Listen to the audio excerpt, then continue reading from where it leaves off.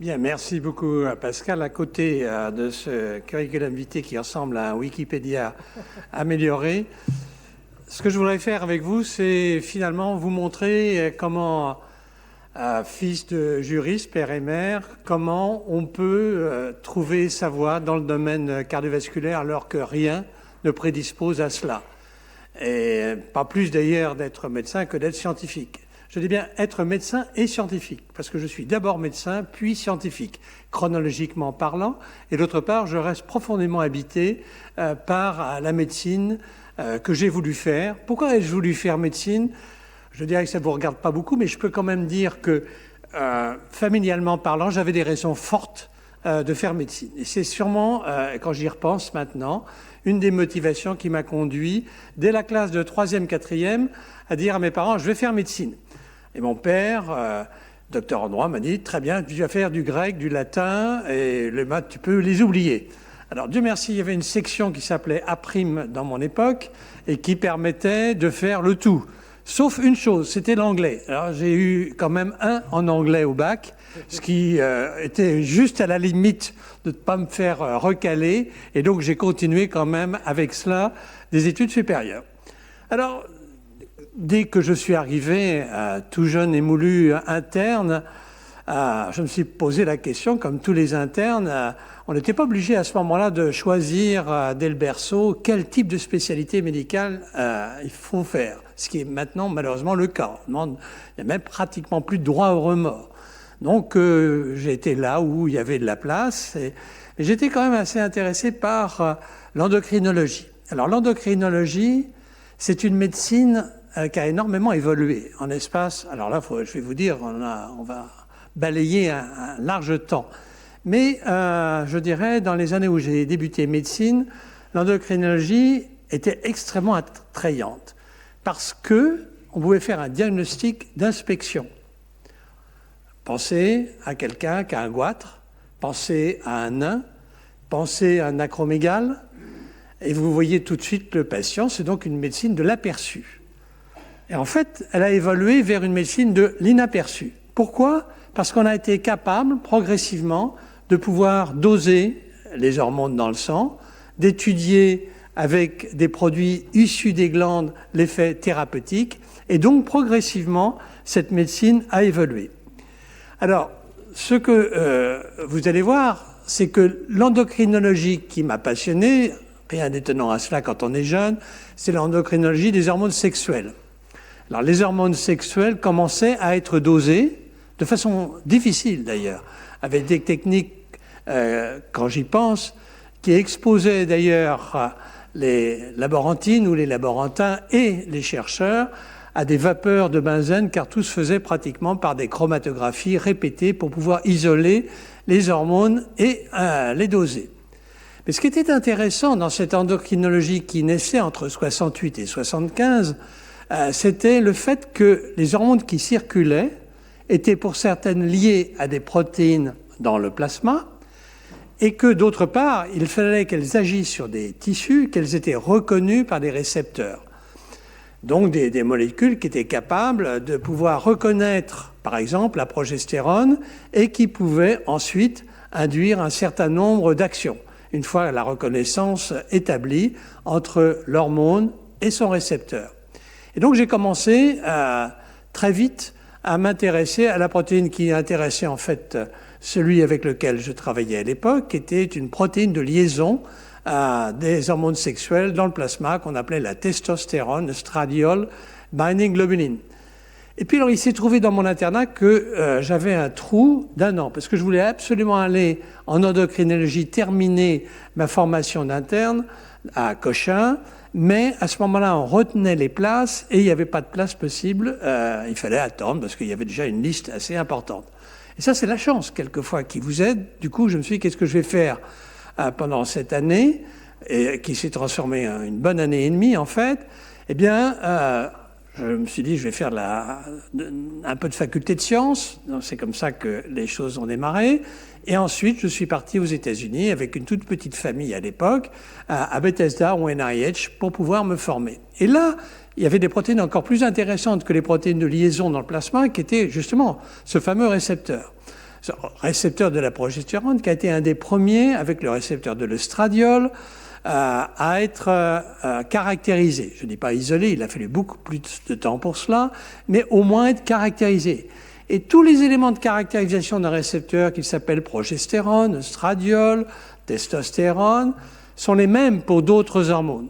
Et donc, passer des hormones sexuelles à des hormones rénales, vous voyez où je vais en venir, parce que ça gouverne la pression artérielle, n'était pas très difficile. Alors pourquoi n'ai-je pas continué sur les hormones sexuelles? En fait, la raison en est simple. C'est que quand on est aux États-Unis, on a envie de faire quelque chose en rentrant. Alors bien sûr, j'étais attendu dans le service en question, mais d'un autre côté, il y avait quelque chose qui m'attirait plus à cause de, je dirais, mon ami Joël Ménard, qui est d'ailleurs là, donc c'est pour ça que je le qualifie d'ami et de responsable, parce qu'il m'a dit, mais il n'y a pas grand-chose qui se fait dans le rein en matière d'hormones. Moi, je débarquais, je ne pensais pas que le rein était une glande endocrine, une glande qui sécrète des hormones. Ce n'est pas tout à fait le cas, effectivement. Mais vous allez voir qu'il y a une véritable endocrinologie rénale. Et ça, c'était plus original que de continuer l'endocrinologie sexuelle. De là, le passage du sexe au rein. Alors, entre autres, ce qui m'était demandé de faire, quand même pour rendre le service, puisqu'on m'attendait à ce moment-là à l'hôpital Brousset, non plus Cochin, c'était de doser l'aldostérone, qui est une hormone clé dans la rétention de l'eau et du sel, d'une part, de s'intéresser au système qui a intéressé en fait mon ami Ménard, qui était le système rénine-angiotensine-aldostérone. Très bien. Après tout, pourquoi pas? C'est quand même plus enthousiasmant de partir sur un sujet où tout était à faire, réellement tout était à faire, que d'aller dans le sillage de chercheurs qui, à Paris, étaient déjà très, très évolués dans le domaine des récepteurs des hormones sexuelles. Alors, au passage, le dosage de l'aldostérone s'est avéré particulièrement difficile jusqu'au jour où on a commencé à faire les premiers anticorps contre les stéroïdes.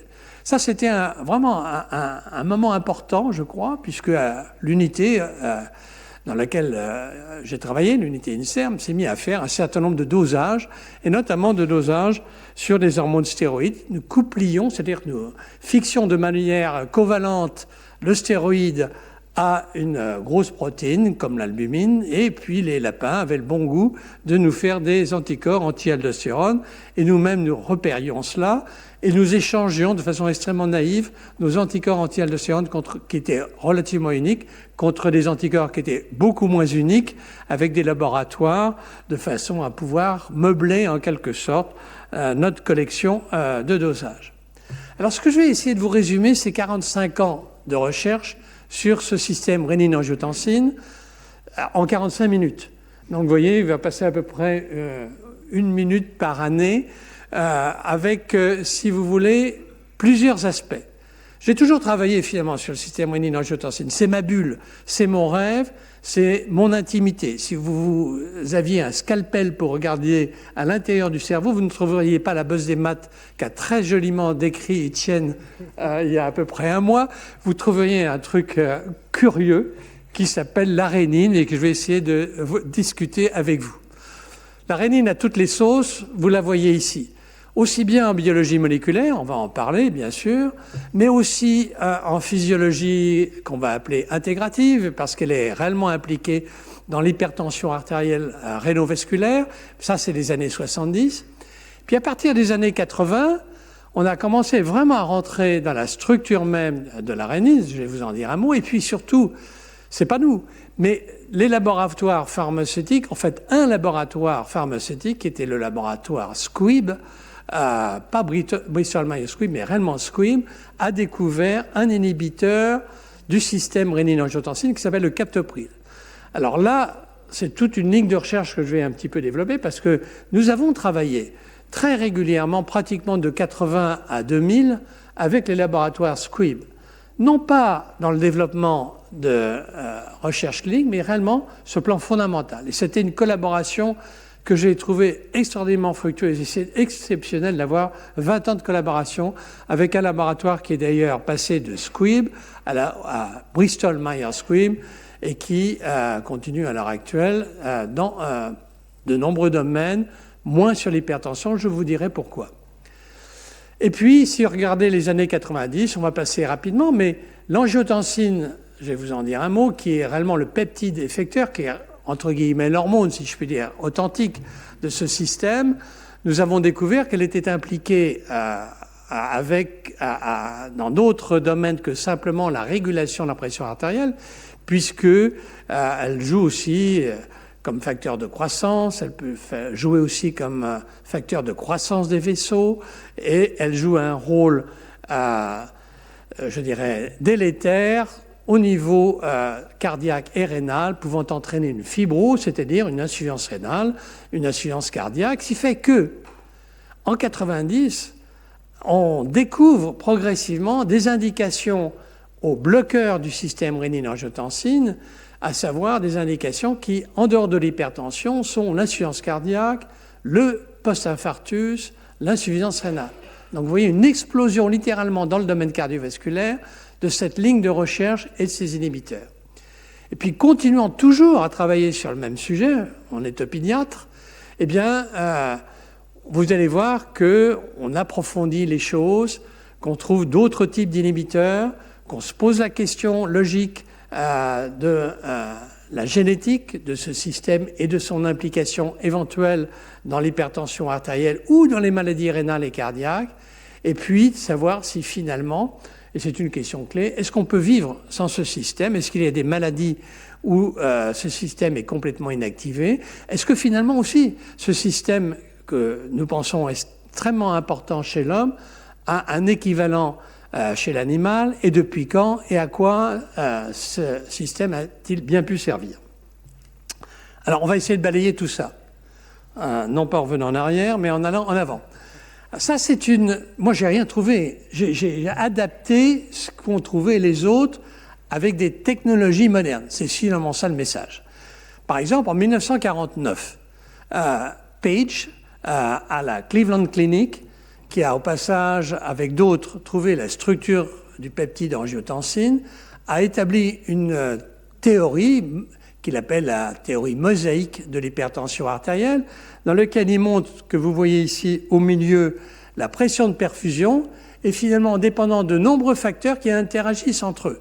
Facteurs chimiques et facteurs neuro, par exemple, bien sûr, à partir du moment où il y a des récepteurs sur les cellules musculaires et vasculaires, il y a des neuromédiateurs, donc des possibilités de jouer sur le plan pharmacologique, mais il y a aussi le calibre vasculaire qui va être régulé par différents facteurs, le débit cardiaque, bref, tout cela établi par Page, de manière très théorique, reste tout à fait d'actualité aujourd'hui. Il y a autre chose aussi qui avait été établi dans les années 70. C'est la modélisation du contrôle à long terme du débit cardiaque et de la pression artérielle. Ça, c'est Arthur Guyton, que j'ai eu la chance de rencontrer, car c'est vraiment un grand homme. C'était un chirurgien qui a eu la poliomyélite. Et comme il ne pouvait plus opérer, il s'est intéressé derrière ce qui n'était pas encore un ordinateur. Vous allez voir ce qu'il proposait comme modèle analogique, qui n'est pas ce que nous pouvons faire aujourd'hui à l'heure actuelle, mais néanmoins, il a eu l'énorme avantage d'essayer, avec les connaissances du moment, en les agrégeant au fur et à mesure du temps, à essayer d'établir un modèle. Alors, ce modèle n'est pas fait pour être lisible, c'est simplement pour vous montrer la modestie de notre approche, puisque le système rénine-angiotensine, c'est le tout petit rectangle bleu, mais qui contrôle naturellement le taux d'angiotensine, qui lui-même va contrôler un certain nombre de circuits pour arriver, avec l'aldostérone, avec la réabsorption de l'eau et du sel au niveau du rein et avec le système nerveux autonome, arriver à réguler de façon globale la pression artérielle. Vous voyez en même temps la complexité de ce système et la nécessité de mettre une hiérarchie. Je trouve qu'en médecine, une des choses les plus difficiles, mais qu'on apprend, parce que quand on a des malades et qu'il faut les soigner, on est bien obligé d'établir une hiérarchie entre les signes, les symptômes, les dosages pour essayer de se faire une idée. À l'heure actuelle, maintenant, tout ça va être remplacé demain, c'est sûr, par l'intelligence artificielle.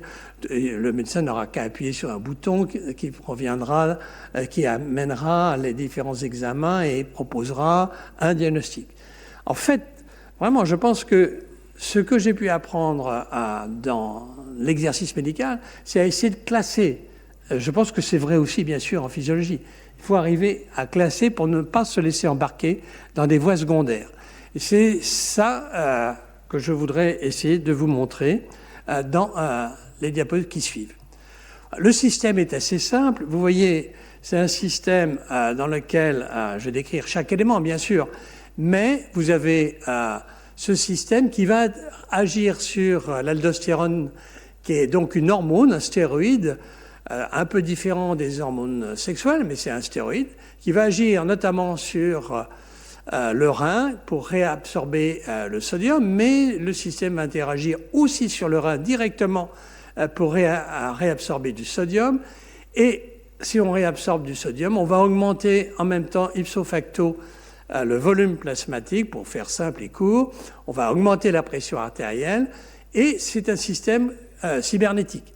Vous voyez que si on augmente de trop la pression artérielle, ça va agir au niveau de la production de rénine, la faire baisser, et donc on a un rétrofeedback qui est relativement lent, mais il y a aussi un feedback négatif court, c'est-à-dire que l'angiotensine 2, le peptide fabriqué par la rénine, va agir directement sur la production de la rénine pour freiner sa production. Donc voilà un système qui a été décrit, je dirais, physiologiquement dans les années 70-80 et qui manquait quand même de quelque chose qui était fondamental. C'était que nous connaissions la physiologie, nous avons une idée à ce moment-là avec des dosages simples de la pathologie, notamment de l'hypertension grave, rénovasculaire. Nous n'avions pas réellement à ce moment-là de médicaments et donc tout n'était que spéculation après. On ne savait pas si en bloquant ce système on aurait un bénéfice. Et on ne savait pas non plus du tout quelle était la structure biochimique de ces éléments fondamentaux du système rénine. On savait simplement qu'un excès de stimulation du système rénine-angiotensine-aldostérone entraînait une vasoconstriction, une production d'aldostérone, la soif, une rétention de sodium par le rein, une activation du système nerveux sympathique et donc une hypertension avec une possibilité d'atteinte des organes cibles. Les organes cibles de la pression artérielle élevée, c'est le cœur, le cerveau, le rein, les cellules musculaires lisses vasculaires, c'est-à-dire le système artériel, et j'en passe. Alors voilà le système maintenant tel qu'il avait été établi par Page, justement, et par d'autres dans les années 50, 60, 65. Pratiquement, on connaissait non pas la structure des protéines elles-mêmes, mais la structure des peptides effecteurs.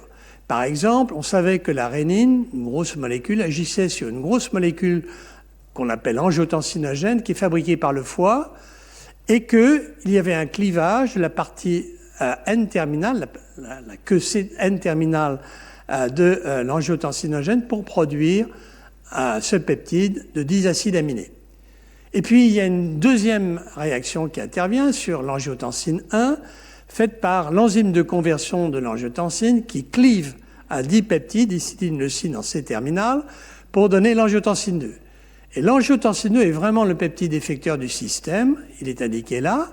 Il peut être lui-même métabolisé en angiotensine 3 avec une coupure en N-terminale, et ce sont ces deux peptides, angio 2 et angio 3, qui agissent sur les récepteurs de l'angiotensine. Donc quand ce travail a démarré, on connaissait les peptides, mais on ne connaissait pas la rénine en termes d'intimité, ni l'angiotensinogène, ni l'enzyme de conversion, ni les récepteurs. Or, ça, c'était vraiment intéressant à regarder de près, d'abord pour savoir comment c'était constitué, comment ça marchait, mais aussi, si on pensait que le système était intéressant à inhiber, c'était d'inhiber ces différentes voies qui produisent l'angiotensine 2, qui va être notre marqueur, en quelque sorte, notre fil rouge. Alors, comment purifier la rénine? Alors, quand je suis revenu des États-Unis, on m'a dit, tu veux purifier la rénine, ça ne sert à rien, tu devrais abandonner parce que les plus grands spécialistes du système rénine-angiotensine ont essayé et n'y sont pas arrivés. Alors ça, c'est encourageant quand vous revenez, quand on vous dit, c'est pas la peine de demander des crédits pour ça, parce que de toute façon, on connaît l'angiotensine 2 et ça suffit, c'est pas la peine de demander de l'argent pour autre chose. Alors, j'ai été voir à ce moment-là Quatre Casas, qui était au NIH, et on ne dira jamais combien nous, jeunes médecins de cette génération, nous devons à nos collègues américains, qui nous ont ouvert leurs portes, qui nous ont appris à parler anglais, qui nous ont appris à faire un article, un abstract, et qui ont ouvert leur laboratoire. Ça, c'est formidable. Quatre Casas, c'est quelqu'un qui a développé ce qu'on appelle la chromatographie par affinité, qui consiste à pouvoir, avec une petite molécule qu'on va coupler sur une grosse molécule, faire une colonne, en quelque sorte, d'affinité qui va retenir la molécule, qui va reconnaître la molécule couplée sur la grosse molécule, et ça permet ainsi de purifier, pas complètement, mais en tout cas d'avoir déjà une bonne première étape de purification. Quand j'ai été le voir, il m'a dit, il faut faire ça, mais d'un côté, est-ce que tu as un inhibiteur de la rénine? J'ai dit non. Il m'a dit, je vais en faire. Alors ça aussi, ça m'a stupéfait. C'était pas du tout un laboratoire pharmaceutique, mais il m'a dit, on va le faire. Donc avec Induparic, qui était à ce moment-là aussi au NIH, qui était avec lui, ils ont fait les premiers peptides inhibiteurs. Bon, mais ça n'a pas été suffisant et il fallait trouver quelque chose d'autre. C'est à ce moment-là qu'il y a eu une publication extrêmement intéressante dans la littérature par quelqu'un que j'admire beaucoup, qui est Umezawa, avec son collaborateur Aoyagi, qui cherchait, dans un domaine qui n'avait rien à voir avec le système rénine-angiotensine, ni même la physiologie humaine, il cherchait dans des jus d'actinomycètes, donc dans des broyats qui provenaient de cultures d'actinomycètes, il n'y aurait pas par hasard des produits qui inhiberaient des protéases. L'idée qu'il avait, c'était que plutôt que chercher des antibiotiques comme tous les autres Japonais, ses collègues, il cherchait s'il n'y avait pas des molécules naturelles qui pouvaient inhiber la dégradation de protéines ou de peptides et qui permettaient aux actinomycètes ou à d'autres micro-organismes de ce type de survivre dans un milieu hostile. Je trouve que c'est une idée extrêmement intéressante. Et de fait, non seulement il a trouvé la pepstatine, qui inhibe la pepsine, comme son nom l'indique, et la rénine, il a trouvé la bestatine, l'amastatine, il a eu la Légion d'honneur pour avoir découvert la kanamycine, qui est un antibiotique qui marche dans les tuberculoses résistantes. Donc, si vous voulez, pour moi, c'était vraiment quelqu'un d'absolument remarquable. Mais quand vous arrivez en 1975 au Japon, qui était quand même relativement peu ouvert encore, avec votre petite blouse blanche, vos pieds dans des babouches dans lesquelles vous sortez tous les doigts de pied parce qu'elles ne sont pas à votre taille, et que vous voulez faire une plaisanterie et que vous voyez 200 Japonais qui ne sourient pas et qui regardent le patron pour voir s'il faut effectivement changer leur mimique, c'est pas facile. Moi, je suis resté un certain temps pour pouvoir bénéficier de cette fameuse pepstatine qui est indiquée là. Et effectivement, c'est intéressant parce que c'est un peptide, mais fait d'acides aminés qui ne sont pas naturels. Celui qui est en rouge, je vais faire le savant, mime l'état de transition de l'hydrolyse du substrat, d'une liaison peptidique, et c'est lui qui va bloquer l'hydrolyse du substrat, soit de la pepsine, soit de la rénine.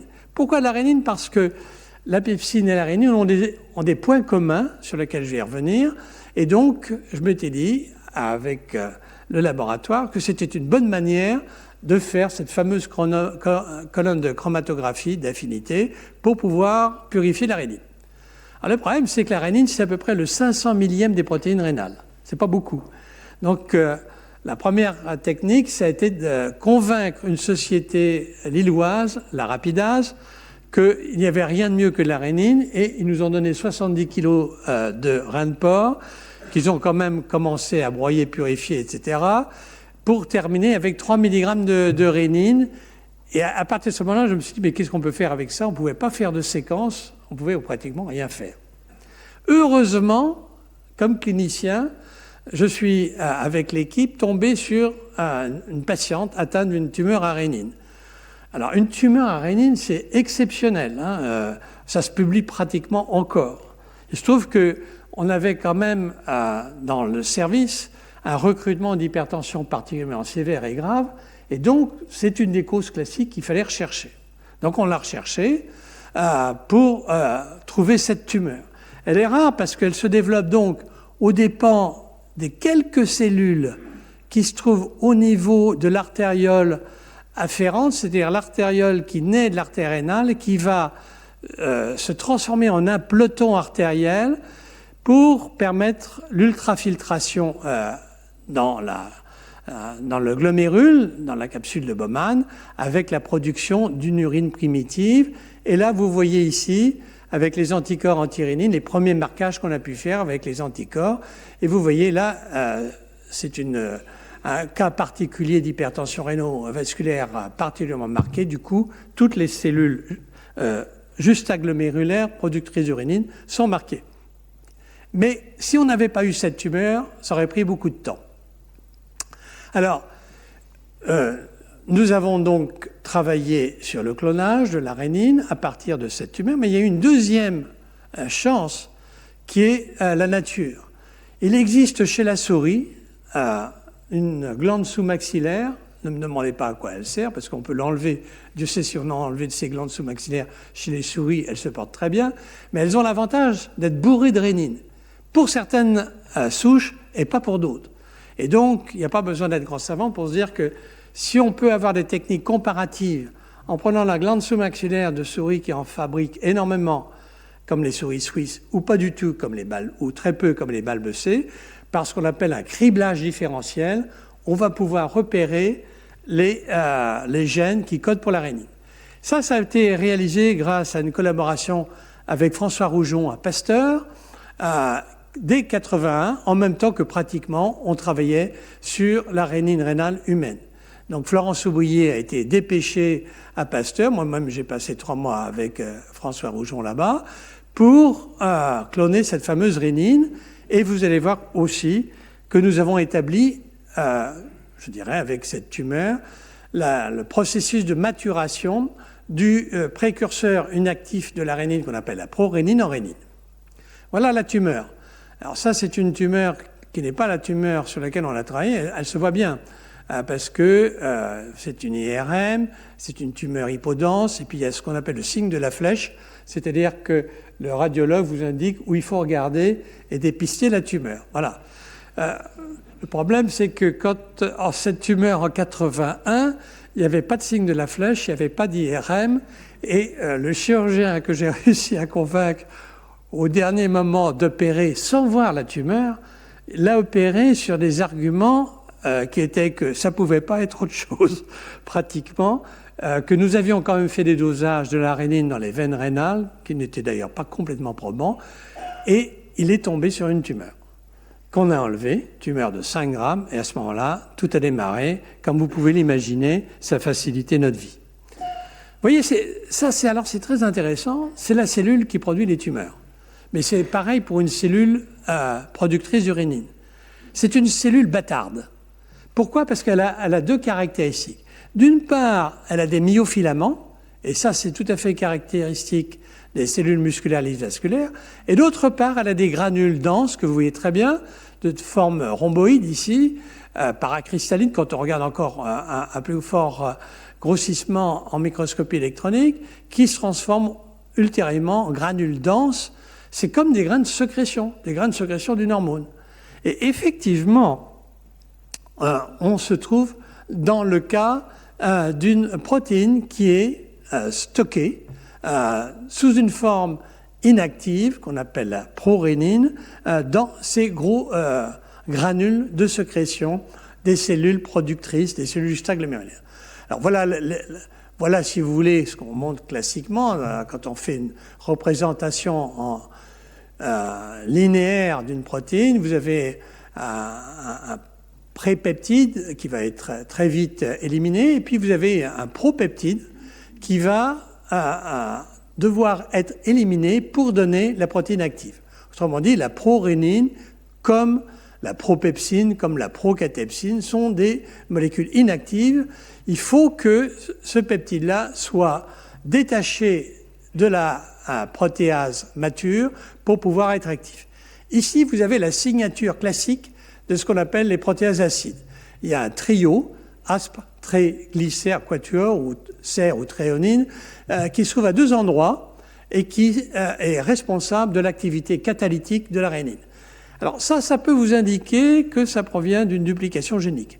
En effet, trouver de façon quasi symétrique par rapport, je dirais, au milieu de la molécule active, ce type d'acide aminé essentiel indique a priori, initialement, il pouvait y avoir un gène avec un seul de ces motifs, mais qui, par dimérisation, pouvait entraîner une protéine active.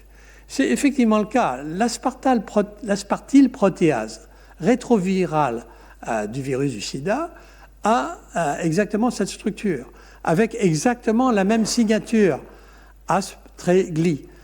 Et les premiers inhibiteurs de rénine qui ont été étudiés pour une activité antiprotéasique dans le sida ont été inspirés par les premiers inhibiteurs de la rénine. Donc vous voyez l'importance d'avoir cette réflexion phylogénique en quelque sorte pour pouvoir déduire, de la même manière qu'on a déduit que la pepstatine, parce qu'elle inhibe la pepsine, qui fait partie de cette superfamille, peut être intéressante à étudier pour la rénine est intéressante à étudier pour l'aspartylprotéase du sida.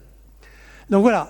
Alors ce qui est intéressant dans le cas de la rénine, c'est que vous avez ici indiqué sur le rectangle un doublet dibasique qu'on appelle Lise-Arge, qui est un doublet qui est une signature assez caractéristique de la maturation des pro-hormones en hormones.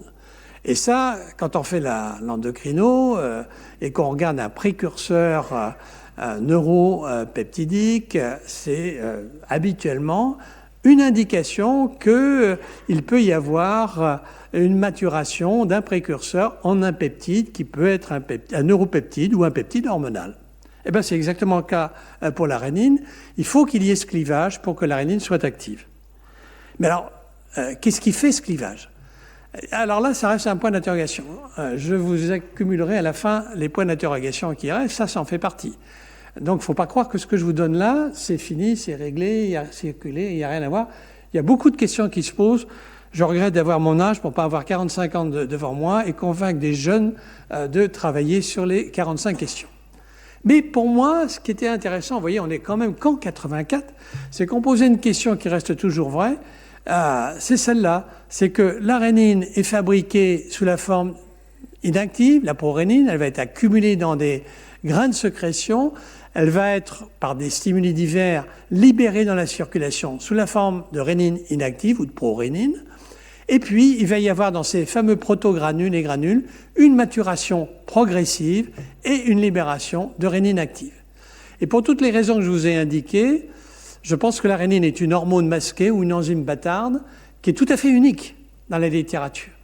Alors, pensez à la cellule juxtaglomérulaire qui est une cellule en quelque sorte hybride. Pensez à cette maturation de la molécule qui est là aussi une manière tout à fait originale de faire. Et pensez même à la régulation de la rénine. C'est rare qu'une protéase soit en quelque sorte régulée comme une hormone avec des feedbacks courts et longs.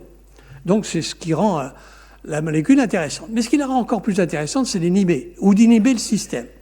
Là, je vous montre pour vous montrer que, on remonte loin, Franz Gross, en 1974, faisait ce schéma, partait donc des structures non connues, certes, mais en tout cas des grosses molécules comme l'angiotensine, la rénine et l'enzyme de conversion, et il imaginait qu'on pouvait faire des inhibiteurs partout. Et notamment, à l'époque, à la mode étaient les anticorps. Effectivement, on pouvait faire des anticorps anti-rénine, sauf qu'on n'avait pas la molécule pure. On pouvait faire des anticorps anti-enzymes de conversion. À ma connaissance, ça n'a pas été fait. Ou anti-angiotensine 2. Oui, ça a été fait. Je ne vais pas rentrer dans le détail, mais c'est intéressant. Ce que je voudrais dire pour Franz Gross, c'est quand même la question recherche publique, recherche privée. Grand débat, et qui va de nouveau avec la loi programmation pluriannuelle sur la recherche, quels sont les liens, etc. Franz Gross était donc un physiologiste, pharmacologue qui était professeur à Berne. Il était né en Allemagne. Il a travaillé chez Ciba-Geigy avec finalement un double statut. Un statut de professeur de physiopharmacologie à Berne et chez Ciba-Geigy, il était responsable des nouvelles molécules biologiques et particulièrement le système cardiovasculaire. Et ceci pendant longtemps. Quand il a pris sa retraite à Berne comme professeur, il a été nommé à Heidelberg dans la chaire de pharmacologie et lui a succédé un ami très proche d'Etef Ganten, comme professeur de pharmacologie. Donc je voulais dire ça parce que quelquefois on se pose des questions des relations industrie-public. Je vous ai déjà signalé la collaboration que nous avions eue avec BMS, avec Squippy BMS, qui nous a apporté énormément, bien sûr sur le plan intellectuel et aussi sur le plan financier, matériel. Mais là aussi, vous avez une autre forme de collaboration qui n'existe pas vraiment en France, ou en tout cas pas encore vraiment. Alors nous, on s'est dit, on va créer un club. On a créé avec Sanofi un club, donc encore un autre laboratoire, le club Rénine. Là, vous avez deux chimistes qui nous ont beaucoup aidés, bien sûr, Bernard Roch à gauche et Bertrand Castro à droite. Tous les deux discutent là de ce que nous apportons avec François Rougeon en termes de biologie moléculaire. La rénine de souris a été cristallographiée par Jean-Paul Mornon à Paris 6. Sanofi apportait bien sûr la contribution physiologique et pharmacologique. Et puis, après 2 ou 3 ans, nous avons sorti quelque chose qui n'était pas extraordinaire, qui n'a pas eu de succès, mais qui était quand même capable, c'était un dérivé de la pepstatine, de bloquer le système expérimentalement, en tout cas, chez le chien ou dans d'autres systèmes d'hypertension artérielle. Mais surtout, ce que nous avons fait, sans le savoir d'ailleurs, c'est qu'on a apporté à la Sanofi une expertise dans l'ensemble du système rénine-angiotensine qui, je pense, en tout cas, c'était l'avis de Le Fur, qui a apporté une expertise qui leur a permis de rechercher d'autres types de blocage du système rénine-angiotensine, et notamment l'irbesartan, qui a été découvert par eux, commercialisé mondialement, c'est un des grands succès, qui est un bloqueur du récepteur de l'angiotensine 2. Et si je me mets maintenant à la situation actuelle, nous avons donc des inhibiteurs de l'enzyme de conversion qui a valu à Cushman et Ondetti le Lasker dans les années 80. Puis nous avons eu les antagonistes du récepteur de l'angiotensine 2, découverts d'ailleurs, je dirais, quasiment fortuites par Dupont de Nemours au départ. Et puis, comme je vous l'ai dit, les inhibiteurs de la rénine. Les inhibiteurs d'ACE ont un succès fantastique, ils sont maintenant tous génériqués. Les antagonistes du récepteur de genre 2, pareil. En revanche, les inhibiteurs de la rénine, que je pensais être la meilleure étape de blocage, puisqu'on bloquait tout en haut du système, se sont avérés d'abord beaucoup plus difficiles à faire que ce que nous pensions, d'une part, et d'autre part, la liskirène, qui est le chef de file, n'a pas eu le succès qu'on aurait pu espérer pour des raisons diverses. Alors maintenant, je sais que je vais dépasser mon temps. Donc, j'allais aller rapidement, mais je voudrais quand même vous donner quelques autres éclairages. Une chose qui nous a intéressés depuis le début, moi je suis réellement intéressé par la physiologie comparée, c'est de voir au fond l'existence de ce système tout au long du phylum à partir des vertébrés. Et donc, quelles que soient les actions de l'angiotensine, plus ou moins marquées sur la production de l'aldostérone ou sur la régulation de la pression artérielle, on trouve un système rénine chez les vertébrés. On le trouve par exemple ici sur la gerboise, un rongeur du désert qui survit dans des conditions incroyables. Elle n'urine que quelques microlitres par mois. Il faut la rechercher dans le Maroc. Et ce qui est intéressant, c'est que la gerboise survit grâce à un système rénine très activé. Elle survit avec des constantes biologiques qui sont incompatibles avec la vie, en tout cas chez beaucoup d'autres animaux, et notamment chez l'homme. Et si on administre chez la gerboise un antirénine qu'il s'agisse de la pepstatine ou un inhibiteur du récepteur de l'angio-2 ou le captopril, on effondre la pression artérielle. Mais ce qui est intéressant, alors même que ces animaux ont des taux d'hormones antidiurétiques de vasopressine extrêmement élevés, eh bien, un inhibiteur du récepteur de la vasopressine n'a aucun effet. Donc le système rénine est vraiment capital. Et de là à penser qu'il ait joué un rôle important dans le passage de l'eau à la terre, il n'y a pas loin, parce que pour passer de l'eau à la terre, il faut retenir du sel, il faut retenir de l'eau, il faut lutter contre la déshydratation, il faut avoir un organisme homéotherme, et ce système est très certainement un des systèmes essentiels. En tout cas, ce qu'on peut dire, et je ne vais naturellement pas rentrer dans les détails, c'est que en travaillant sur les gènes de l'enzyme de conversion, du récepteur de l'angio-2, de l'angiotensinogène et de la rénine, vous les trouvez dès le Paléozoïque, donc à plus de 400 millions d'années, et on estime que le passage terreau s'est effectué aux environs qui vous est indiqué ici, vers 360 millions d'années. Donc voilà. Alors, après, on peut se poser la question, est-ce que chez l'homme, on peut vivre sans système rénine ? Chez la souris, bien sûr, on a effectué des inactivations complètes de la rénine, du gène, avec les techniques de souris génétiquement modifiées. Oui, elles peuvent survivre, simplement, il faut s'occuper des petits, il faut leur donner de l'eau et du sel, et à ce moment-là, ils peuvent passer une étape difficile. Chez la souris adulte, on observe une pression artérielle qui est abaissée de l'ordre de 35 mm de mercure. Il y a une légère insuffisance rénale, mais les souris survivent. Et d'autre part, ce qui est intéressant, c'est qu'on observe la même survie, le même phénotype, quel que soit le gène inactivé. C'est-à-dire, si on fait des knockouts pour la rénine, l'angiotensinogène, l'enzyme de conversion ou le récepteur de l'angiotensine, on a le même type de survie. Ce qui est intéressant, le même phénotype plus exactement. Ce qui est intéressant, c'est parce que, a priori, on peut se dire que il n'y a pas, de façon évidente en tout cas, d'autres systèmes dans l'organisme chez la souris qui soient capables de suppléer le système rénine si on inactive celui-ci, par exemple au niveau de la rénine elle-même. Donc c'est un système qui semble a priori indispensable, en tout cas chez la souris. On peut s'en dispenser dans certains cas, mais chez l'homme. C'est là que la collaboration avec Necker, enfant malade, et avec Marie-Claire Gubler a été essentielle.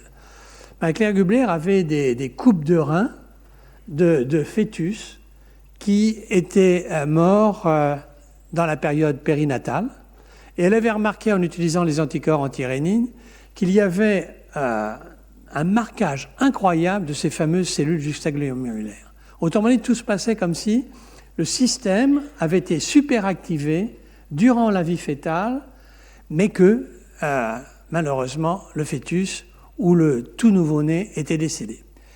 Et avec les études classiques, je dirais, de génétique familiale, elle a pu montrer qu'il y avait effectivement une maladie récessive, autosomique, donc non liée au sexe, qui se traduisait par une insuffisance rénale prénatale ou néonatale, avec des anomalies des tubes rénaux, c'est pour ça qu'elle s'appelle dysgénésie tubulaire rénale, et donc s'accompagnant d'une mort, in utero ou postnatale. Après, finalement, ça a été relativement simple de rechercher quels étaient les gènes qui pouvaient être responsables à partir du moment où on avait, en quelque sorte, la rénine qui était soit la rénine elle-même, soit les autres, qui était un gène candidat manifeste.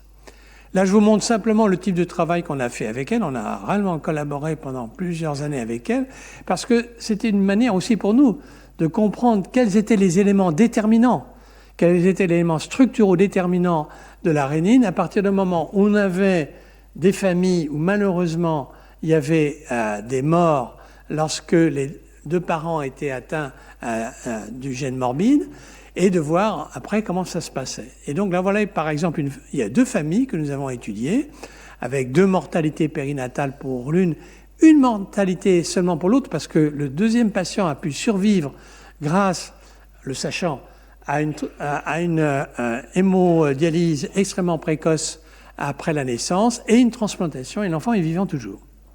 Et donc, ce que vous voyez ici, c'est la mutation, je ne vais pas rentrer dans le détail, vous l'imaginez bien, c'est une mutation ponctuelle. L'intérêt de cette mutation, c'est qu'elle porte sur un seul acide aminé, donc, à un niveau, vous voyez, cette espèce de boucle en épingle de cheveux, d'épingle à cheveux, qui s'appelle le flap. Le flap en avion, vous savez, c'est le volet mobile qui permet d'avoir plus de portance quand on veut atterrir. Et là, le flap bloque en quelque sorte le substrat qui est indiqué en bleu dans cette modélisation de l'arénine. Il bloque en quelque sorte ici le substrat pour permettre son hydrolyse. Ici, la mutation porte au niveau de l'origine du flap, en quelque sorte au coude lui-même, et entraîne un dysfonctionnement de la cellule. Un dysfonctionnement, de l'arénine. Donc, on a là la preuve que, effectivement, chez l'homme, il n'y a premièrement pas d'alternative au système rénine, car la même observation se fait s'il y a des mutations au niveau de l'enzyme de conversion, du récepteur de l'angiotensine ou de l'arénine elle-même. Et donc, on s'est posé la question, très logiquement, de savoir si l'arénine et ce système ne pouvaient pas jouer un rôle dans le contrôle de la pression artérielle, dans le contrôle génétique de la pression artérielle. On savait qu'a priori, il y avait à peu près 30% de part héritable du niveau de la pression artérielle. Si vous avez 120 mm de mercure, vous pouvez vous dire que vous avez 40 mm de mercure qui sont hérités à peu près, bien sûr. Et d'autre part, l'environnement qui joue un rôle important et qui peut expliquer le reste de la variance de la pression artérielle. Quand nous avons démarré ce travail, nous avions un atout, deux atouts même. Premier atout, c'est que nous avions, vous allez le voir, grâce aux patients que nous étudions à Brousset, puis à l'hôpital Pompidou, un grand nombre de patients. En plus, nous avions un système informatisé qui nous permettait, dès 1975, de repérer dans les fiches informatisées, dans le dossier médical informatisé, les antécédents familiaux, le type d'antécédents familiaux, non seulement chez les frères et sœurs, mais chez les enfants et chez les parents. C'est pour ça que nous avions des familles informatives. Le deuxième atout que nous avions, c'est que nous étions complètement innocents. Complètement innocents parce que c'était vraiment le départ de la génétique des maladies complexes. Autant la génétique des maladies rares était bien établie, autant les maladies génétiques complexes étaient très peu connues. Je me rappelle très bien, nous avons même peut-être écrit avec pourtant des très très bons généticiens comme Marc Latrobe, qu'on pouvait raisonnablement espérer 5 à 6 gènes responsables de l'hypertension. Je vais vous montrer ce qu'il en advient de cette idée-là. Bon, on avait en plus la chance d'avoir un gène phare, qui est le substrat de l'arénine angiotensinogène. Parce que nous avons trouvé rapidement qu'il y avait un polymorphisme, c'est-à-dire que certains patients avaient des taux élevés d'angiotensinogène plasmatique, et en même temps, il y avait sur le gène un polymorphisme qui était lié à ce taux élevé d'angiotensinogène plasmatique. Et de là à imaginer qu'il y avait une relation qui est celle que tous les généticiens cherchent à avoir entre le gène et son polymorphisme, un phénotype dit intermédiaire, là c'était simple, à mesure de l'angiotensinogène plasmatique, et une élévation de la pression artérielle, et essayer de lier tout cela pour voir s'il y avait une relation génotype, phénotype, et phénotype distal, la pression artérielle. Alors le premier rapport que nous avons fait avec Xavier Gelmette était extrêmement encourageant, à la fois dans des trios qui sont vraiment une méthodologie solide pour étudier la génétique dans les maladies complexes, ou des études d'association avec des hypertensions artérielles sévères.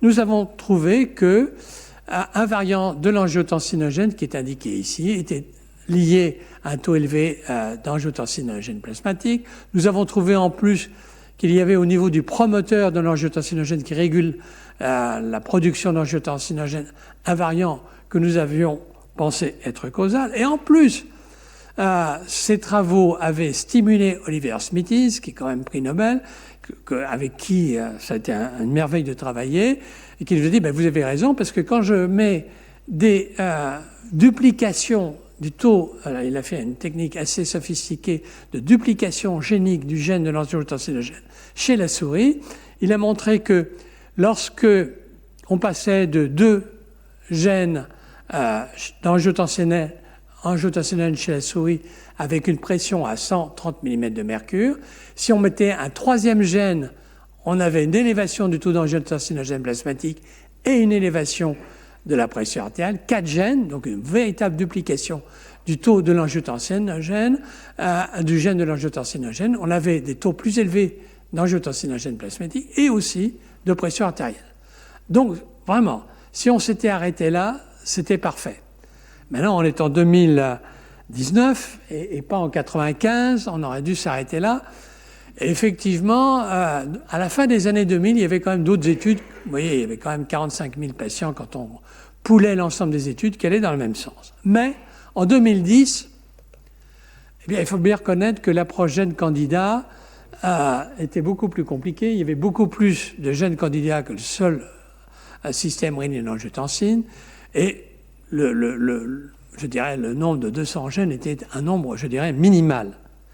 Et puis maintenant, en 2015, est arrivé ce qu'on appelle l'approche GWAS, c'est-à-dire l'approche de recherche systématique par exploration du génome avec un très grand nombre de variants pour voir s'il y a des associations qui peuvent se trouver entre certains variants d'une part et la pression artérielle de l'autre. Alors là, je ne vais pas vous montrer à gauche, mais ça va vous donner à droite une idée de la complexité. Nos collègues anglais, en prenant 500 000 patients de la banque UK, la plupart du temps d'origine européenne, auquel ils ont ajouté un consortium international, ils ont trouvé dans cette publication de Nature Genetics 535 nouveaux loci qu'il faut additionner aux 901 loci qui avaient été découverts antérieurement. Autrement dit, on peut parler de score de risque polygénique, mais certainement pas pour l'hypertension. En tout cas, ça ne peut pas arriver à ce que, moi, vivant, je puisse dire qui va pouvoir individuellement être à risque d'hypertension artérielle sur ces simples arguments. Et ce que je montre là vaut pour, je pense, d'autres maladies. On en a souvent discuté avec Jean-François Bach pour le diabète de type 2, en tout cas. C'est vrai aussi pour les hypercholestérolémie essentielle, l'infarctus du myocarde. Autrement dit, la médecine individualisée, je veux bien, mais en tout cas individualisée sur un risque génétique bien identifié, je pense qu'on est très loin, malheureusement, de ce rêve. Alors je termine rapidement, avant de terminer quand même par quelques diapos sur le laboratoire, en disant, pour résumer, bon, c'est quand même fabuleux de se dire que ce gène, ou plus exactement, ces gènes sont apparus tous ensemble, il y a 400 millions d'années chez les vertébrés, qu'ils ont pu jouer un rôle important dans le passage de la vie aquatique à la vie terrestre.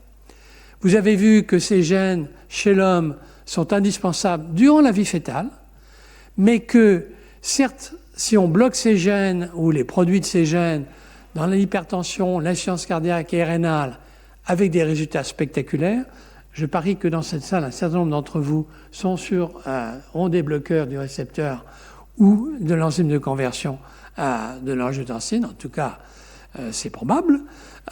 Mais il faut savoir quand même que le blocage total de ce système peut être dangereux, même chez l'adulte, en cas notamment de déshydratation, si on ajoute des diurétiques à très haute dose, en cas de canicule ou autre, il faut se le rappeler, le blocage total, par exemple avec deux types de bloqueurs, l'enzyme de conversion ou le récepteur de l'angio2, on peut avoir des problèmes. Et donc, pour terminer, on peut spéculer sur le fait que ces gènes qui ont des polymorphismes intéressants chez le sujet de race noire peuvent avoir procuré un avantage sélectif en permettant une meilleure réabsorption de l'eau et du sodium. On n'a pas fait le tour. Il y a plein d'autres questions. elles sont listées là, c'est peut-être pas la peine de rentrer dans le détail, mais il y a encore beaucoup de travail à faire, je crois, qui sont posés par ce type de questions. Moi, je dirais d'abord que je bénéficie d'un double cursus, MD, PhD, et ça c'est vraiment important. Je ne pourrais qu'encourager les jeunes à avoir un double cursus. En tout cas, dans le domaine médical, j'ai toujours pensé que la propédeutique médicale était une propédeutique de 6-7 ans, d'accord, mais il faut avoir quelque chose de plus pour pouvoir apporter quelque chose je dirais, substantiel. Là, je prends aussi quelques remarques qui proviennent d'une conférence qu'a donnée Jim Watson au Collège de France. Il disait qu'il faut savoir choisir un objectif ambitieux, apparemment en avance de son temps. Par innocence, par méconnaissance, et un jeune médecin scientifique est tout prêt à se lancer dans des choses où, objectivement, on ne peut pas dire ce qui va se passer dans les 5 ans. Et donc, c'est quand même un point important de quelquefois se lancer. Mais il faut se lancer avec une équipe, développer une équipe non conventionnelle. Chez nous, dans le laboratoire INSERM de recherche médicale, nous avons eu Geneviève Evin, qui était chimiste, qui a été recrutée à l'INSERM ou au CNES, mais qui a été affectée dans notre laboratoire. Et donc, nous avions dans notre laboratoire un petit groupe de chimie pour faire des peptides et des inhibiteurs. Je pense qu'avoir des contacts étroits avec l'industrie est utile. Je pense qu'il faut préférer le pourquoi pas au pourquoi, pour reprendre la formule d'Alice au Pays des Merveilles qui se fait rabrouer par le chapelier, parce qu'elle dit toujours pourquoi pas, elle dit toujours pourquoi, et le chapelier dit mais à la fin ça suffit, pourquoi pas. Il faut s'armer de patience, et vraiment de patience, parce que le passage de la recherche fondamentale à la recherche clinique, ce fameux gap, cette fameuse crevasse entre la recherche fondamentale et la recherche clinique, la première utilisation de médicaments en phase 1 issus d'une conception prend un temps terrible. Je crois qu'il faut avoir un intérêt, un éveil pour les outils innovants, ne pas hésiter donc à s'engager dans un nouveau domaine de recherche fondamentale si nécessaire. C'est un peu ça. C'est le tableau de Magritte où on voit le peintre, c'est un peu le chercheur qui est en train de peindre l'oiseau qui naîtra de l'œuf. Mais il y a des moments extraordinairement sympathiques. Là, je vous montre une des photos du labo. J'en ai beaucoup d'autres et je ne peux pas naturellement vous les montrer. Des gens qui viennent de partout, qui repartent dans des tas d'endroits différents. Au fond, c'est une partition à déchiffrer. Là, vous avez Florence Soubouillet, qui est entourée de, comme par hasard, uniquement de jeunes femmes, mais qui l'aident à déchiffrer la partition. Voilà les remerciements aussi pour certains qui ont tous pratiquement essaimé avec une unité de recherche, une direction d'école doctorale, un service clinique, etc. Donc, si vous voulez, je pense que ça illustre aussi que la réussite, c'est d'abord avant tout celle des autres. Merci.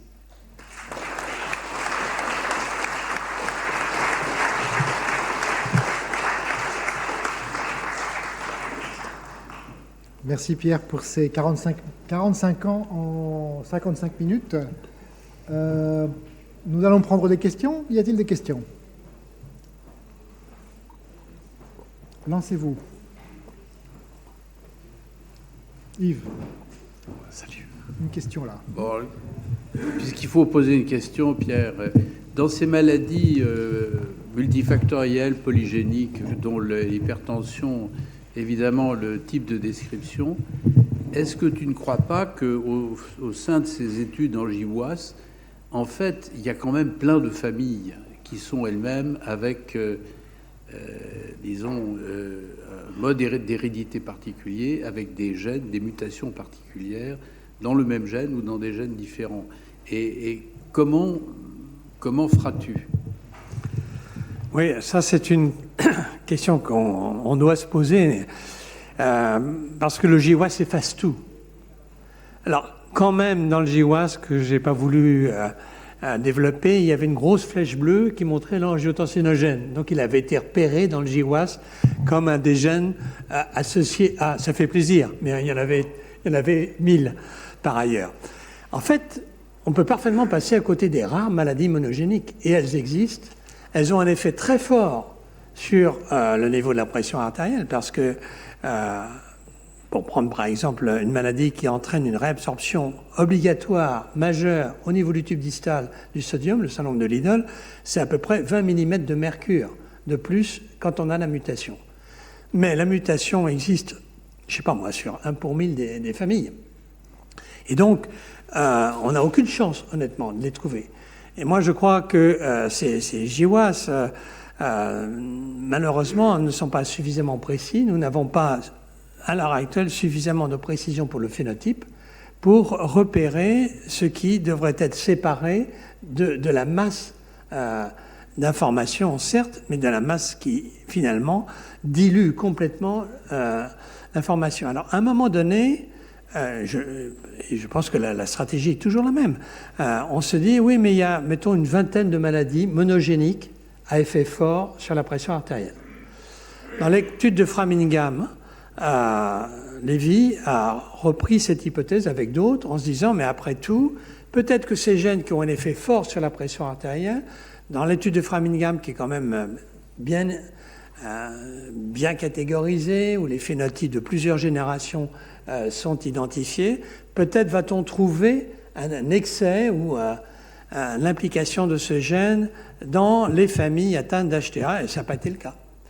Donc je crois que le clinicien reste avec sa sagesse pour essayer de repérer ses patients.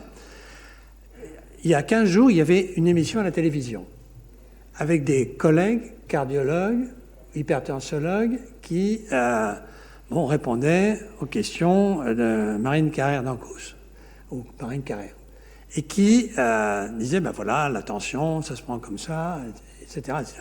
Pas un mot sur un bilan minimal d'hypertension que nous avons recommandé. Pas un mot sur, par exemple, le dosage du potassium, la créatinine plasmatique. Comment peut-on trouver une maladie monogénique si on ne fait pas ça? À l'heure actuelle, je ne comprends pas. Je ne comprends pas qui enseigne en médecine ces choses-là. Donc, moi, ça me révulse. Alors, on est bien loin, effectivement, de se dire que dans ces conditions-là, on va pouvoir catégoriser des patients qu'on peut traiter en plus de façon très spécifique, avec des molécules très spécifiques. On peut faire une prévention chez les enfants. Enfin, bref, c'est une catastrophe de la clinique. Beaucoup de questions. Il y a d'abord une question au fond, là-bas. Oui, bonjour. Présentez-vous, monsieur. Dominique Bournonville, je suis un simple particulier. Oui. Est-ce que vous auriez une ou deux recommandations pour être certain d'avoir un dispositif gagnant-gagnant avec les labos privés? Puisque quand on part, vous l'avez bien montré, on ne sait pas quel sera l'output, et donc s'il n'y a rien à partager, s'il y a beaucoup à partager. Comment être certain que tout le monde s'y retrouve? Mon expérience est restreinte, hein, comme je vous l'ai dit, dans les laboratoires de recherche fondamentale qui travaillaient à cette époque-là sur le sujet. Et à ce moment-là, nous avions beaucoup d'outils, vous l'avez compris, donc nous étions approchés par plusieurs laboratoires. C'est quand même une situation intéressante, parce que vous pouvez, entre guillemets, choisir. Et là, réellement, j'ai rencontré des véritables scientifiques, des scientifiques qu'on rencontre rarement, je dirais même ailleurs, qui travaillent de façon remarquable.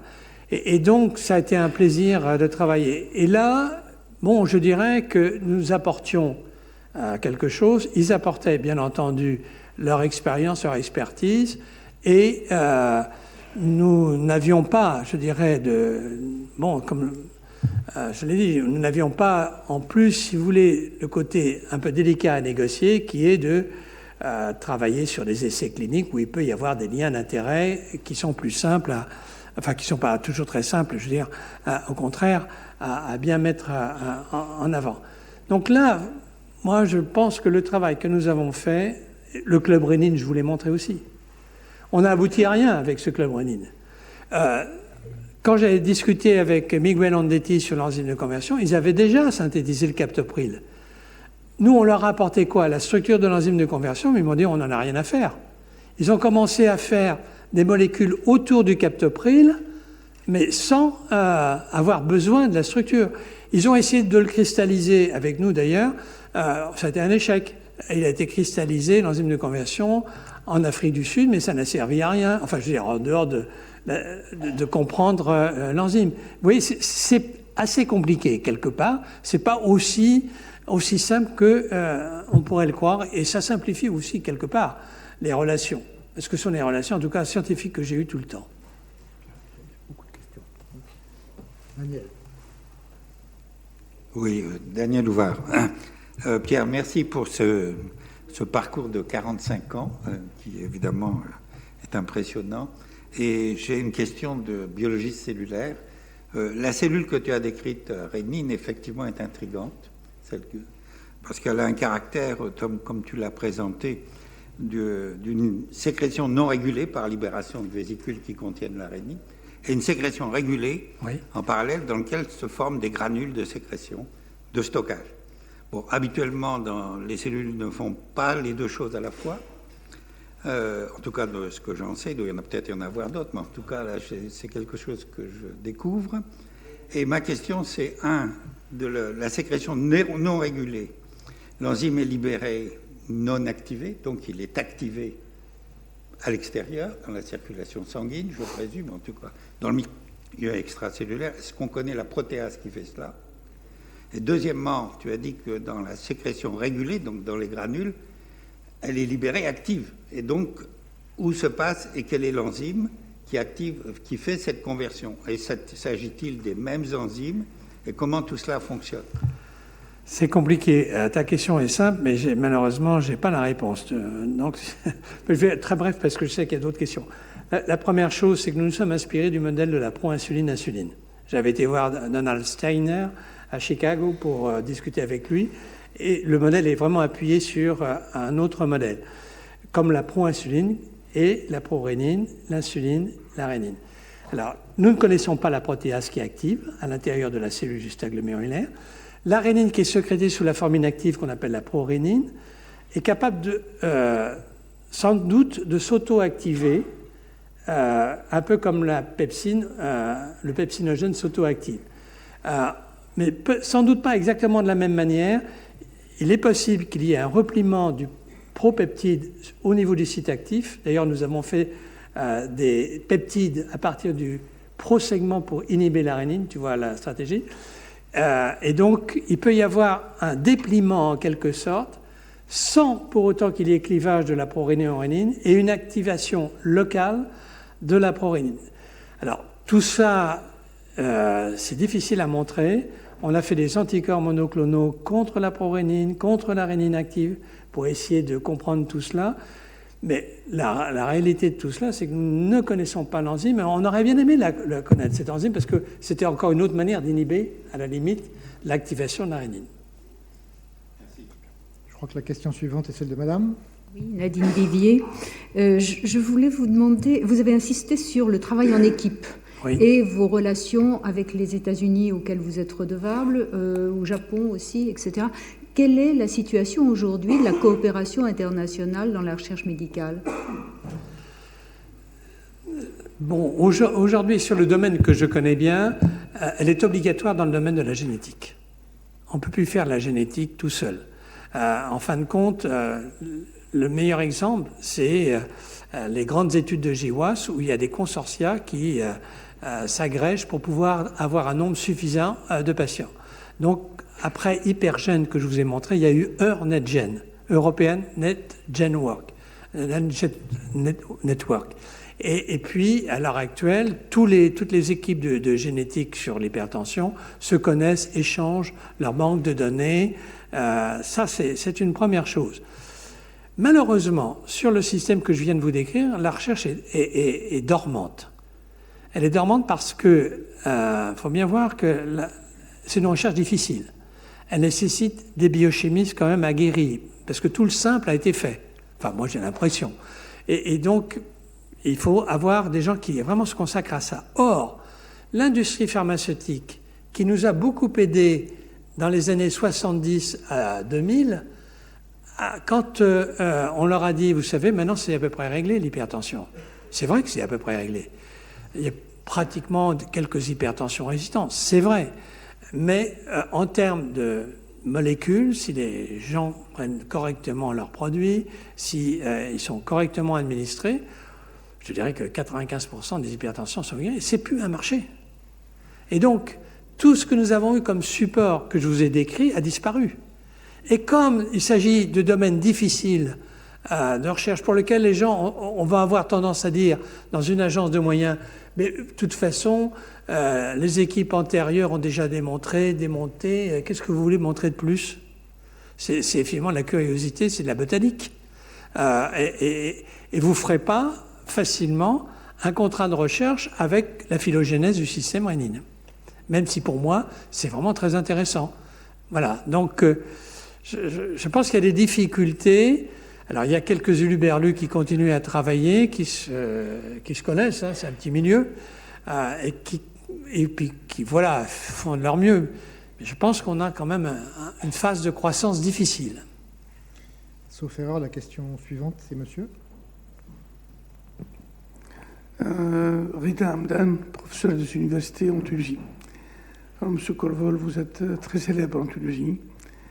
Vos travaux sont, bien entendu, comme vous le savez, très suivis, et notamment ceux de monsieur le professeur Ménard aussi. Ils sont très connus. Qui est là. Qui est là aussi. Il vous écoute. Oui, nous l'apprécions beaucoup en Tunisie, et nous connaissons tous ses travaux, et tout ce qu'il a apporté, aussi bien pour la France que pour tout le monde, parce que la science n'a pas de frontières. Je rejoins un peu ce qu'a dit la dame, madame juste avant moi, concernant la collaboration avec les États-Unis. Je suis un peu... je me demandais également dans quel domaine se fait encore cette coopération entre la France et les États-Unis. Et vous avez bien dit que vous étiez très redevable, comme beaucoup de chercheurs vis-à-vis des Américains, votre voisin, M. Etienne-Gis, au Brésil à l'époque, c'est ce que j'ai entendu dans sa conférence. Mais nous, c'est la France. Pour les Tunisiens, c'est la France. Nous sommes très, très redevables à la France et à la collaboration avec la France que nous entretenons beaucoup. Deux remarques. Vous n'avez pas parlé de ce qui s'est passé à Lyon concernant la mise au point du dosage du système, des récepteurs du système rénine-angiotensin, notamment les travaux du professeur Sierre et son assistante, Mlle Vincent, à l'époque. Et juste pour terminer, vous avez dit que la réussite, c'est d'abord celle des autres. Peut-être, je pense qu'on aurait pu dire que la réussite, c'est celle avec les autres. Je reconnais bien la subtilité voilà, de votre pays et j'apprécie votre remarque tout à fait. C'est vrai. Quant à la contribution lyonnaise dans l'hypertension artérielle, elle est grande, effectivement, notamment parce que M. Sierre et puis Jean Sassa ont développé une souche de rats génétiquement hypertendus, qu'on appelle les rats lyonnais, et ils avaient développé en même temps des rats génétiquement hypotendus. Bon, dans le domaine du système rénine, on a pu avoir effectivement quelques souches de rats génétiquement hypertendus qui ont fait progresser, je dirais, les études pharmacologiques. Mais sur le plan de la génétique, malheureusement, ça n'a pas apporté mettre le doigt sur... Pourtant, en faisant des rats congéniques, syngéniques, etc., on n'a pas pour autant, malheureusement, progressé sur cette génétique, alors qu'il y avait un outil particulier. Voilà. Donc, oui, il y a eu à Lyon, à Montpellier, dans d'autres villes de France. Je dirais qu'il y a eu un réseau européen qui s'est constitué assez fort, à côté du réseau américain, pour répondre aussi un peu à la question de madame. Le réseau européen a été puissant, et l'est toujours, hein, d'ailleurs. Mais peut-être moins avec les États-Unis à l'heure actuelle. Je crois qu'il y avait une question par ici, oui. Patrick Ardant, je suis un simple particulier et un malade. Et je prends tous les jours un médicament qui agit sur mon système rénine-angiotensine. Et merci beaucoup, car je comprends que vous êtes très directement ou indirectement, à l'origine de ces médicaments. Je connais des dizaines de gens qui en prennent. Je comprends d'ailleurs pourquoi mon cardiologue m'a dit de ne pas le prendre en cas de canicule, et surtout si je faisais de la randonnée. J'ai, en tant que malade, que patient conscient et organisé, j'ai une question à vous poser. Est-ce que je dois choisir systématiquement en pharmacie le générique pour économiser les comptes de la sécurité sociale, ou est-ce que je dois demander à mon médecin de me prescrire le médicament de marque afin que la recherche puisse être faite par les laboratoires pharmaceutiques? Bon, je vais répondre en tout cas en termes d'efficacité. Comme vous le savez, les génériques, je sais bien qu'il y a le problème de l'évothyrox qui est un peu à mettre à côté, mais qui est important, qui est plein d'instructions. Mais en tout cas, pour ce qui concerne les inhibiteurs du système rénine-angiotensine, ils ont, comme les autres, tous été étudiés sur leurs propriétés de pharmacocinétique, de pharmacodynamie, et donc ils sont équivalents aux produits mères, au produit initial.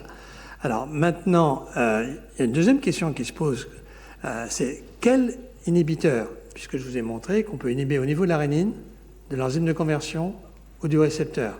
Alors là, c'est des classes thérapeutiques différentes, même si c'est sur le même système. Et la réponse, elle est simple, c'est pareil. Enfin, pour moi, il n'y a pas de différence démontrée. Un peu comme quand on inactive l'un des 3 gènes, c'est pareil. Je crois que tu n'as pas compris la question. Mais la dernière partie de la question, la dernière partie de la question, moi je dirais que je tiens aux finances publiques. Voilà. Donc je pense que si on a des génériques, c'est qu'il faut prendre des génériques. On n'a aucune raison d'aider l'industrie pharmaceutique. En plus, ce serait très indirect et je n'ai aucune raison. Alors là, vraiment très clair et très net. Ouais. Voilà. Et je voulais étendre un peu votre question, car je connaissais la réponse. Il y a une question là-bas au fond. Oui. François Boitel, paléontologue. Donc, je travaillais avec Philippe Janvier, un de vos collègues. Bon. Très heureux de voir qu'il y a une allusion à la paléontologie.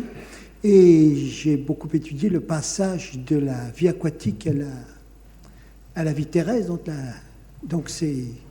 Alors la question que je me permets de vous poser, c'est est-ce qu'on étudie par exemple l'atiméria, donc les poissons ou les urodèles et les anours actuellement pour voir si on trouve la sérine comme facteur d'évolution, ou bien parce que vous avez présenté les fossiles, c'est évident qu'on ne peut pas le faire sur les fossiles, mais est-ce qu'actuellement il y a des études qui sont menées à ce sujet, ou bien alors est-ce qu'il n'y aurait pas une coopération à faire avec le muséum à ce sujet, parce que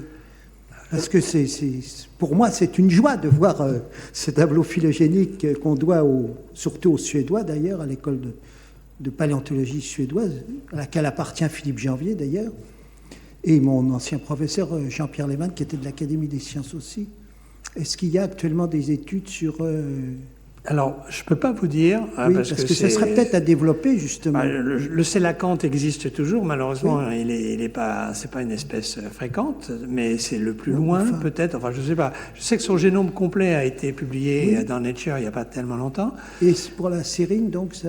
Non, je ne connais pas. Ah bon, les seuls poissons qui ont été étudiés, c'est pas... pour répondre directement à votre question, mais qui sont quand même très intéressants, c'est les poissons qui font le passage eau douce les dipneustes. Les dipneustes. Les dipneustes, absolument. Les saumons, le carlet des estuaires. Ah oui, ça a été étudié. Et là, on voit très bien le passage eau douce, eau salée, l'osmolalité qui varie, la stimulation du système rénine, mais aussi d'autres hormones, comme la prolactine, par exemple. Ah oui, d'accord. Donc ça, c'est intéressant. Ah ben oui. J'ai suivi ça livresquement parlant. Mais oui, on a ces modèles-là. Ah bon, d'accord. Et qui vont dans le sens de ce qu'on dit. Oui, oui, d'accord. Voilà. Bon, ben écoutez, c'est une joie pour les paléontologues. Okay. Merci. Ok, une question par là-bas. Il faut appuyer sur le bouton. Pierre. Voilà. Attends, il n'y a pas ce qu'elle disait. Merci Pierre pour cet exposé vraiment accessible, même si par moment le non spécialiste avait quelques difficultés, mais on a bien perçu l'ensemble. Et j'avais une question plus générale sur le fait que tu aies souligné que pour faire de la recherche, il fallait finalement prendre des questions qui étaient incertaines à un horizon de 5 ans, prendre des risques. Et je me demande si cette option que j'approuve est compatible avec les modalités de financement de la recherche à l'heure actuelle. On en discutait ce matin même, puisqu'on est en train de préparer à l'Académie le plan de... Enfin, on voudrait contribuer au plan pluriannuel de programmation de la recherche. Et moi, je sais très bien que si on demande, comme on le demande souvent maintenant, d'avoir des résultats qui étayent voilà, l'hypothèse de départ, qui soit déjà, sinon publiée, du moins en préprint, etc., on va dans, enfin, à mon avis, on va dans le mur. C'est ce que j'ai montré, c'est vraiment... Je suis content que tu aies vu c'est vraiment le message. La recherche est anticipée et osée. Si on n'ose pas, ben voilà. Quand on a eu ces quelques milligrammes de rénine de la rapidase, des 70 kilos, on s'est dit, mais bon sang, qu'est-ce qu'on va pouvoir en faire? On ne peut pas faire la dégradation, on ne peut pas faire la séquence classique. Mais en même temps, il y a eu autre chose. Et donc, c'est vrai que c'est de la chance. Mais de l'autre côté, c'est pas tellement de la chance parce que c'est pas un hasard. On cherchait ces tumeurs à rénine. On en a eu 7, je crois, Joël, en 2 ou 3 ans. Et depuis que maintenant les gens n'en ont plus besoin dans le labo, ben, on n'en trouve plus. Ah bah oui, c'est bête à dire. Mais quand on est... voilà, moi j'ai des idées fixes. Mais finalement, avoir une idée réductrice, c'est parfois salvateur. Donc moi je sais que je me dis que mon système est un système de réduction, certes, puisque c'est une enzyme, après tout, il y en a des centaines et des milliers dans l'organisme, dans nos gènes. Mais bon, voilà, si on va au bout des choses, on trouve une joie parfaite et puis on trouve des outils, quoi. C'est super. Est-ce que je peux modérer un peu ce que tu viens de dire? Oui. Évidemment, ceux qui prennent des risques et qui ont des succès dans ces risques deviennent présidents de l'Académie des sciences. Et donc il y a une espèce de biais statistique, c'est-à-dire que un grand nombre de chercheurs qui ont pris des risques se sont cassés la figure. Et personnellement, je connais beaucoup de gens qui ont été brisés par la recherche suite à un échec après avoir pris des risques. Donc je suis bien sûr d'accord avec ce que tu dis, mais n'oublions pas que la recherche peut être aussi engendrer des frustrations et de grands malheurs chez un grand nombre de jeunes. C'était juste... Tu étais plus humain que moi, tu as raison. Voilà, c'est ce que je voulais dire. Je crois qu'il y a une autre question là. Et Bernard voulait poser une question. Oui, Pierre, merci pour ta contribution. Je me suis retrouvé de temps en temps. Juste un détail du reste de ce point de vue-là, c'est que la rénine, j'avais travaillé quand j'étais jeune chercheur, très très jeune chercheur, j'étais à l'hôpital de Brévannes, et il y avait un célèbre chercheur qui était l'héritier des bières. Oui. Hein, je sais plus. C'était... Voilà, et j'ai failli trouver la rénine grâce à lui. Enfin, mais on ne l'a pas trouvé, évidemment, mais enfin, c'était l'époque, quoi. Alors, simplement, 2 remarques. La première, c'est concernant l'angiotensine 2. Tu sais qu'elle est impliquée, enfin, il y a les publics qui apparaissent maintenant, qui est impliquée dans le contrôle de la douleur. Je ne sais pas très bien quelle est la cible, mais les tests semblent tout à fait convaincants. Alors, il y a 2 récepteurs de l'angiotensine. J'ai voulu faire simple. Il y a le récepteur qu'on appelle AT1 et un deuxième récepteur AT2 qui est assez mystérieux, même si ce récepteur est très très proche du récepteur AT1 sur le récepteur couplé aux protéines G à cette domaine transmembranaire. Le récepteur AT2 a été dit comme un récepteur de responsable de la souffrance ou la douleur neuropathique. Et du coup, des antagonistes du récepteur AT2, et non pas AT1, ont effectivement, semble-t-il, un effet antidouleur pour les neuropathies. J'en sais pas plus. C'est une cible sans doute intéressante. Hein. Oui, sûrement. Et de ce point de vue-là, peut-être que l'angiotensine 3 serait intéressante à étudier, hein, puisque tu n'as pas parlé de Catherine Lorenz, mais tu aurais pu. Je l'ai cité dans la diapo terminale, mais je n'ai pas voulu m'embarquer sur... C'était un grand sujet déjà, mais c'est vrai qu'on a à l'heure actuelle, il n'y a pas plus grande joie d'avoir quelqu'un du labo qui a un produit en phase 2B, ou voire phase 3, qui devrait rentrer en phase 3, et qui est un produit complètement original, du fait d'une action de l'angiotensine au niveau cérébral.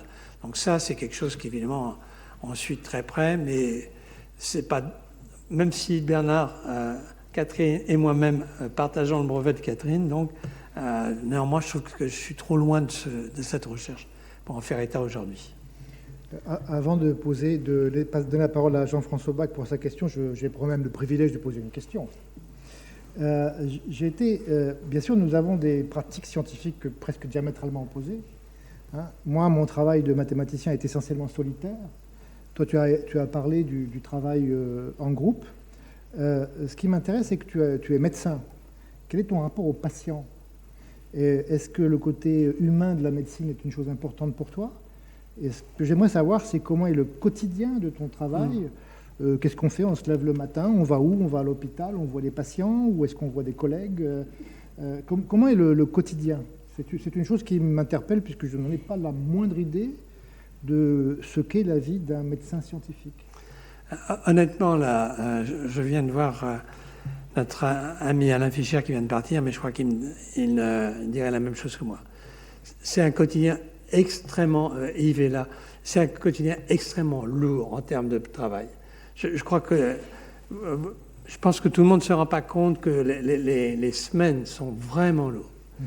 Que la responsabilité est grande, c'est vrai, mais il se trouve que, sans le savoir vraiment tout au départ, j'ai pris une médecine sur les chiffres.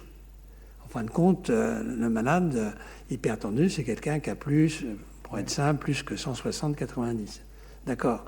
Et ça aide, ça rassure quelque part de se dire on a une boussole, il faut qu'on ramène à temps. Et comme dans la structure hospitalière dans laquelle je travaillais, nous n'avions que peu d'accidents, ils étaient pris en charge en cardiologie pour l'infarctus, en néphrologie et modélisme pour le rein, ça permettait quand même plus facilement d'avoir cette médecine qui pouvait être gérée en quelque sorte comme une automobile en regardant le compteur et les chiffres. Ceci dit, moi j'ai quand même... Tu voyais des patients, des êtres humains. Je vois des êtres humains, pas uniquement mon ordinateur, même si on a commencé très tôt des consultations derrière ordinateur, c'est absolument vrai. Deuxièmement, j'ai commencé en fait comme psychiatre à l'armée. Alors tu me diras que la psychiatrie à l'armée, c'est comme la médecine militaire à la médecine, la musique militaire à la musique. C'est pas vrai. J'ai vraiment appris énormément et ça m'a beaucoup servi dans la vie. De voir des vraies pathologies psychiatriques. Ça m'a vraiment beaucoup... J'ai hésité à un moment donné, d'ailleurs, à poursuivre dans ce domaine-là. Et je dois dire que j'aime beaucoup le contact avec les gens. Et le fait d'être médecin, même dans un laboratoire, cette formation-là, je crois que ça aide, ça fluidifie en quelque sorte les relations. Jean-François. Oui, un petit commentaire, puis une question. Le commentaire, c'est sur la génétique. Un peu en réponse à la question de Yves Agide aussi. Bon, c'est vrai qu'il y a l'hétérogénéité génétique qui gêne beaucoup le GWAS. Mais il y a beaucoup d'autres mécanismes génétiques qui ne sont pas vus par le GWAS. Et on pourrait imaginer des modèles où il n'y a pas monogénique par rapport au polygénique avec 100 SNP, mais il y a des modèles avec 3 ou 4 gènes majeurs que rate le GWAS dans beaucoup de cas. Il ne l'a pas toujours. Dans le maladie de Crohn, ils n'en ont repéré un. Mais ma question est tout à fait différente. Tu as parlé de la collaboration public-privé qui t'a beaucoup servi, tu l'as dit à plusieurs reprises. Comment peut-on imaginer que ça se passe actuellement avec la délégation de la recherche fondamentale par les grandes pharma à des startups qui elles-mêmes pourraient être des collaborations très importantes avec le public, mais qui sont tellement focalisées sur un sujet et qui maintenant en plus ont besoin d'apporter la preuve de principe de leurs études, ils sont trop focalisés, ils ont perdu cette capacité d'imagination et de rêve dans beaucoup de cas parce qu'il faut qu'ils trouvent de l'argent, etc. Donc est-ce que l'évolution de la recherche pharmaceutique n'aurait pas compliqué, si tu étais dans la même situation aujourd'hui qu'il y a 20 ans, 25 ans, tout ce que tu as pu tirer de cette collaboration? Oui, tu as tout à fait raison. D'ailleurs, Bernard Meunier avait fait un point sur le changement de modèle économique de l'industrie pharmaceutique de nos jours par rapport à ce qu'il était, mettons, jusqu'à 10-15 ans. C'est frappant de voir que tous les gros laboratoires pharmaceutiques, vraiment les gros, pratiquement abandonnent la recherche fondamentale et qu'ils se comportent comme des banques pour mettre en place des start-up, des biotech ou des petites compagnies qu'ils vont aider ou en tout cas subventionner pendant un moment donné, puis acheter, puis avaler, incorporer. Donc les choses ont vraiment changé. Je ne crois pas qu'on ait... Je me rappelle très bien un jour discutant avec le PDG de Merck, de la recherche de Merck, Vajlos, Roy Vajlos, tu vois qui c'est, un grand bonhomme. Alors moi je me vantais d'avoir dans mes frigidaires de quoi faire fructifier Merck avec mes petits outils. Il me dit mais moi ça m'intéresse pas. De toute façon si je le veux je le fais et j'ai pas besoin de vous. Donc très bien. Hein, mais aujourd'hui c'est plus du tout ça. Mais d'ailleurs, il ne dirait même pas ça parce qu'il ne le ferait pas, il déléguerait. Et ça, c'est vraiment un problème. Parce qu'en même temps, moi, je me dis que les startups, elles sont conditionnées par un modèle économique extrêmement à court terme. Au bout de 4-5 ans, on sait très bien quel est le taux d'attrition qui est terrible. Donc, le modèle que j'ai mis en avant, on ne peut pas, je dis même malheureusement, considérer qu'il est actuel, hein. Et c'est dommage. C'est dommage. Y a-t-il d'autres questions? Oui, il y en a encore une. Le micro. Il y a, à Polytechnique, j'ai un ami qui s'occupe du Business Angels. Il est très ouvert à ce genre de choses. Il est très. Ah oui. Mais évidemment, ils sont peu nombreux à favoriser les startups qui sont vraiment vers la recherche fondamentale, quoi. Il faut tomber sur la bonne personne. Enfin, on pourra en reparler si vous voulez, parce que il est le délégué général du Business Angel. C'est lui, il s'intéresse beaucoup à toutes ces questions parce qu'il se rend compte, il a sa sœur qui est philosophe, il faut dire. Mais donc voilà. Enfin, donc il peut y avoir parmi ces organismes des gens, mais c'est personnel. Il me semble. Je suis pas du tout dans ce. Il y a aussi des technologies qui sont à l'heure actuelle très, très sophistiquées. Il faut bien voir que la recherche pharmaceutique, pendant un moment donné, a été relativement simple. Si je veux dire, il y avait des screenings qui se faisaient sur l'animal entier, etc. Aujourd'hui, faisant allusion au business angel du plateau de Saclay et de Polytechnique, j'ai vu qu'on pouvait dilater les artères avec des systèmes tout à fait novateurs. Et pour cela, j'ai assisté à une présentation d'une personne polytechnicienne, il y en avait 2 ou 3 d'ailleurs du même type, qui représente la quintessence de ce qu'on peut faire en termes de physique, ce qu'on appelle la microfluidique, etc. Quelque chose qui est impossible à monter dans un laboratoire pharmaceutique parce que c'est très, très, très focalisé. Ça peut se casser la figure, mais ça peut en même temps être extrêmement intéressant à développer. Donc, je vois bien l'intérêt d'une start-up dans des domaines très, très, très, très précis. En fait, ce qui se passe à l'heure actuelle dans la recherche publique, c'est que si vous avez vraiment une piste intéressante, à vous de jouer et éventuellement de créer votre start-up. Je me rappelle, on avait éventuellement, avec Joël Ménard, pensé à quelque chose comme ça. Ça n'a pas duré longtemps, mais on aurait pu, je dirais, aller un peu plus loin. Dans notre réflexion, on ne l'a pas fait. Voilà. Oui, encore une question? C'est pour rebondir sur la question de Jean-François. On vivait, dans mon idée, avec des gros consortiums pharmaceutiques et des petites unités de recherche dispersées dans ce pays. Alors, je peux donner notre exemple à nous. Nous, on a fait exactement l'inverse. C'est-à-dire qu'on a regroupé tous les laboratoires dans le domaine des neurosciences, dans un grand institut où il y a 650 chercheurs.